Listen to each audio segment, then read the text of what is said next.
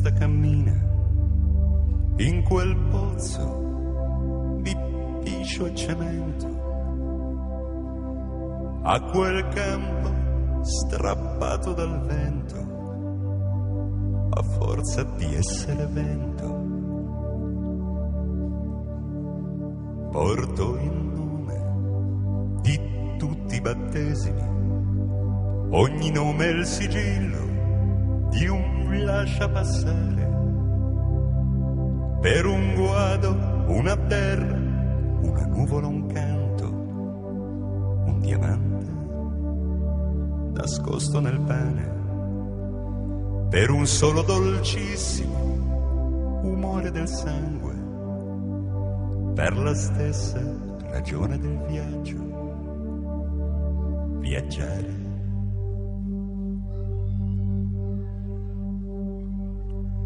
Il cuore rallenta, la testa cammina in un buio di giostre in disuso.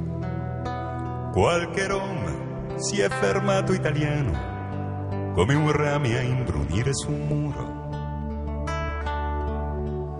Saper leggere il libro del mondo con parole cangianti e nessuna scrittura, nei sentieri costretti in un palmo di mano, i segreti che fanno paura, finché un uomo ti incontra e non si riconosce, e ogni terra si accende e si arrende.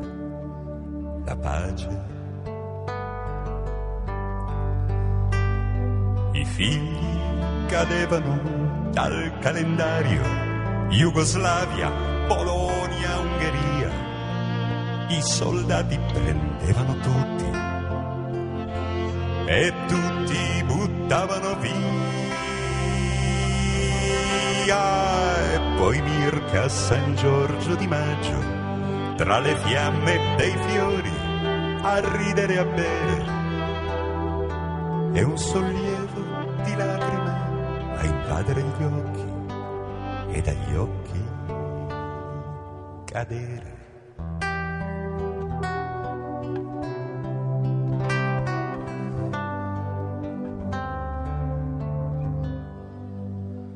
Ora alzatevi, spose bambine, che è venuto il tempo di andare, con le vene celesti nei polsi. Anche oggi si va a caritare, se questo vuol dire rubare questo filo di pane tra miseria e sfortuna.